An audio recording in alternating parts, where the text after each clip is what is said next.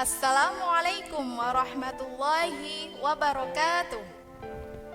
Alhamdulillahirabbil alamin wassalatu wassalamu ala asrofil anbiya'i wal mursalin wa ala alihi wa sahbihi wa man tabi'ahum bi ihsanil yaumil qiyamah. Teman-teman, bagaimana kabarnya hari ini?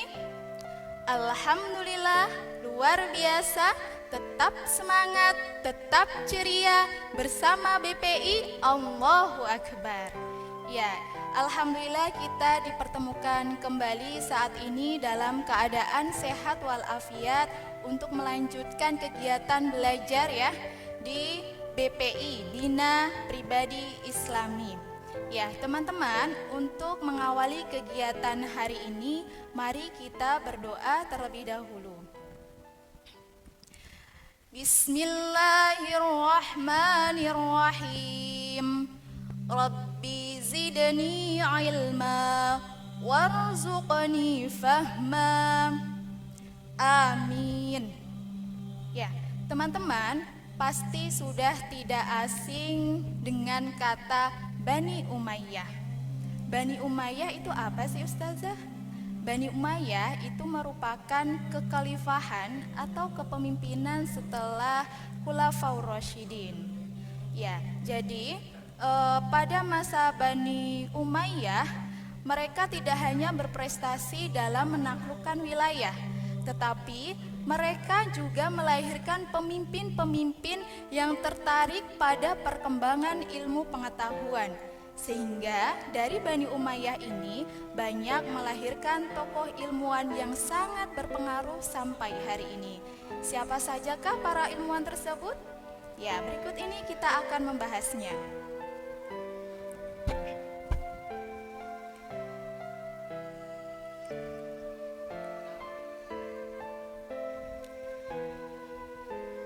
Ya, yang pertama di sini dalam bidang ilmu fikih ada Imam Hanafi, ada Imam Malik. Kemudian dalam bidang tasawuf ada Hasan Al-Basri, Rabi'ah Al-Adawiyah.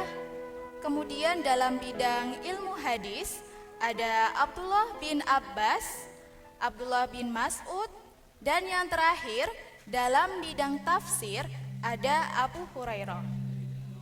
Jadi di sini teman-teman ada beberapa para ilmuwan yang memang mereka fokus pada bidangnya ya.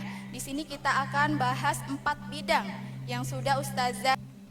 Ya, yang pertama Imam Hanafi, seorang ulama yang ahli di bidang fikih.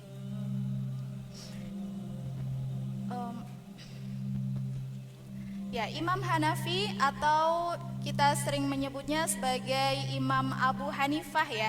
Beliau ini memiliki ilmu yang dimana wawasannya itu sangat luas sekali. Nama asli Imam Hanafi itu adalah Abu Hanifah Nu'man bin Sabit Al-Kufi. Beliau lahir di Irak pada tahun 80 Hijriah atau sekitar 699 Masehi. Ya, Abu Hanifah ini dalam masa kecilnya sudah mempunyai kesungguhan dalam bidang beribadah, ya. Kemudian beliau juga memiliki akhlak yang mulia serta menjauhi perbuatan dosa dan keji. Saat ini kita sudah familiar dengan Imam Hanafi, yang dimana bidang ilmu fikihnya kita sebut dengan mazhab Hanafi. Abu Hanifah merupakan berkah dari doa Ali bin Abi Thalib radhiyallahu an, di mana suatu saat ayahnya yang bernama Sabit diajak oleh kakeknya untuk berziarah ke kediaman Ali radhiyallahu an, yang dimana pada saat itu ayahnya mengajak dia ke Kufah, ya, dimana memang Kufah ini ada pertikaian politik yang mengguncang umat Islam pada saat itu, sehingga Ali radhiyallahu an mendoakan agar keturunan Sabit kelak akan menjadi orang-orang yang utama di zamannya, dan doa itu pun terkabul dengan hadirnya Imam Hanafi. Namun tak lama kemudian pada masa remajanya, dengan segala kecemerlangan otaknya, Imam Hanafi ini telah menunjukkan kecintaannya kepada ilmu pengetahuan, terutama yang berkaitan dengan hukum Islam. Kendati beliau anak seorang saudagar yang kaya, namun beliau sangat menjauhi hidup yang bermewah-mewahan.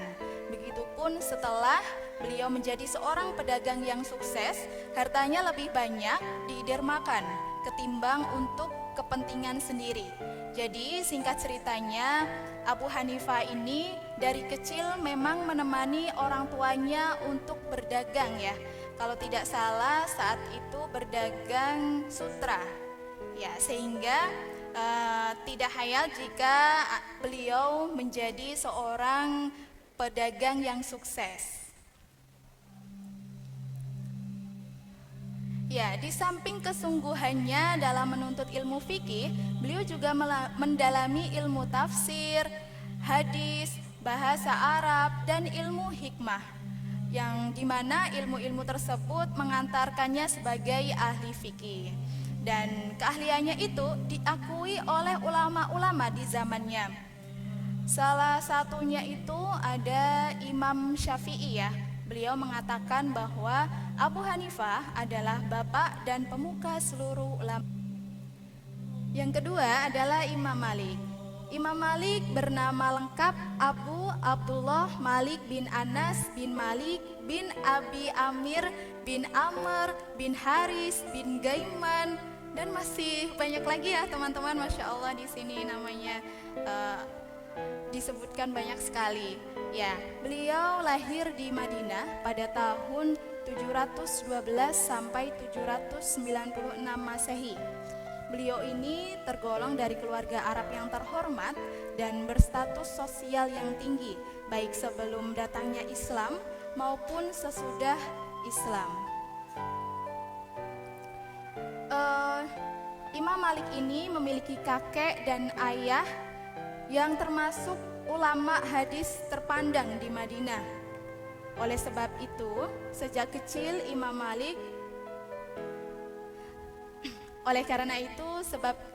dari kecil Imam Malik tidak berniat sama sekali untuk meninggalkan Madinah.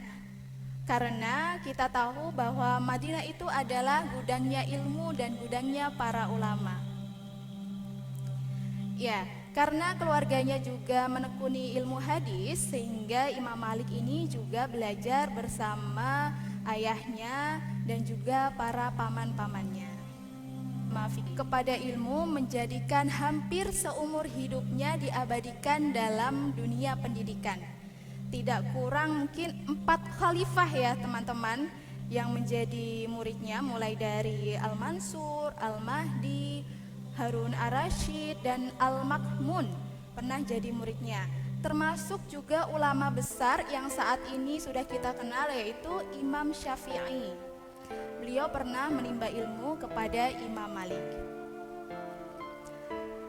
Menurut sebuah riwayat disebutkan bahwa Imam Malik ini mempunyai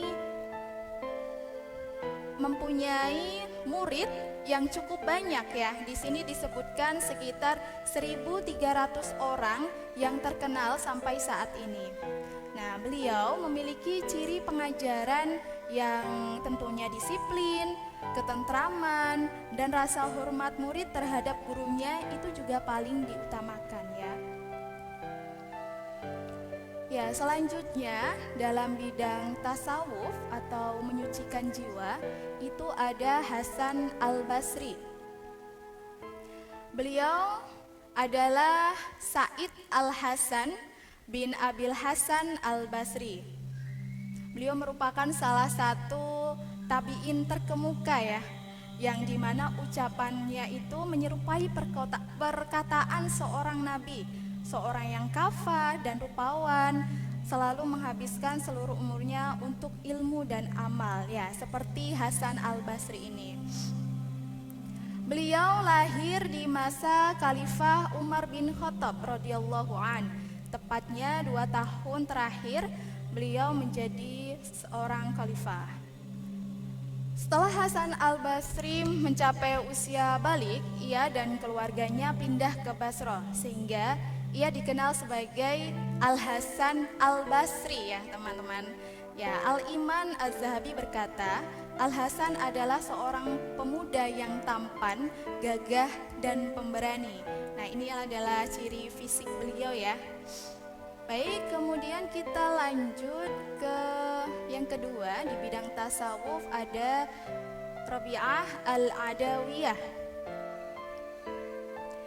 Rabi'ah Al-Adawiyah itu merupakan seorang sufi wanita yang dimana nama dan ajaran-ajaran beliau telah memberi inspirasi bagi para pencinta ilahi. Rabi'ah adalah seorang sufi legendaris. Ya, sejarah hidupnya juga banyak diungkap oleh berbagai kalangan, baik dari dunia sufi maupun akademisi. Rabi'ah ini merupakan sufi yang pertama yang memperkenalkan ajaran mahabbah ilahi atau cinta ilahi ya teman-teman. Ya, kita lanjut. Rabi'ah ini merupakan anak keempat dari 4 saudara. Semuanya saudara ini perempuan ya. Ayahnya menamakan Rabi'ah itu artinya adalah 4. Tak lain karena ia merupakan anak keempat dari 4 saudaranya. Ya, sebenarnya orang tuanya ini menginginkan anak laki-laki ya, karena Rabi'ah ini tergolong dari keluarga yang kurang mampu. Jika ayahnya memiliki seorang anak laki-laki, mungkin saja setidaknya bisa membantu ayahnya untuk mencari penghidupan keluarganya. Selanjutnya di bidang hadis ada Abu Hurairah. Abu Hurairah nama beliau adalah Abdurrahman bin Sakhr Ad-Dausi. Ya, kita sudah familiar ya dengan Abu Hurairah atau yang biasa kita kenal sebagai bapaknya para kucing ya.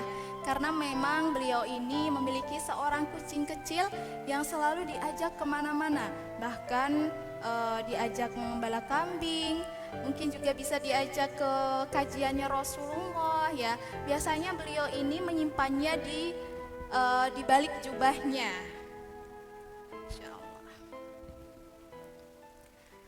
Abu Hanifah ini merupakan sahabat Nabi yang paling banyak meriwayatkan hadis.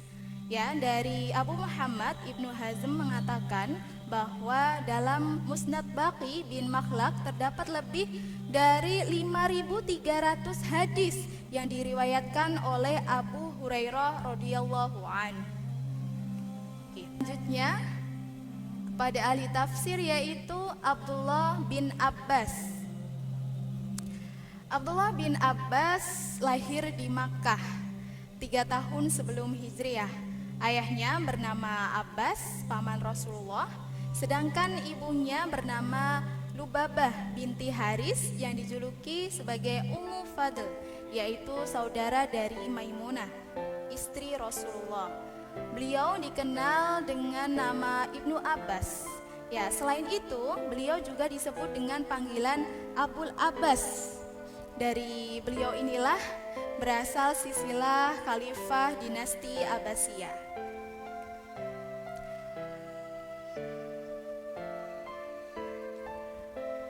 Ini merupakan sikap-sikap Abdullah bin Abbas ya teman-teman, yang sangat memuliakan Rasulullah.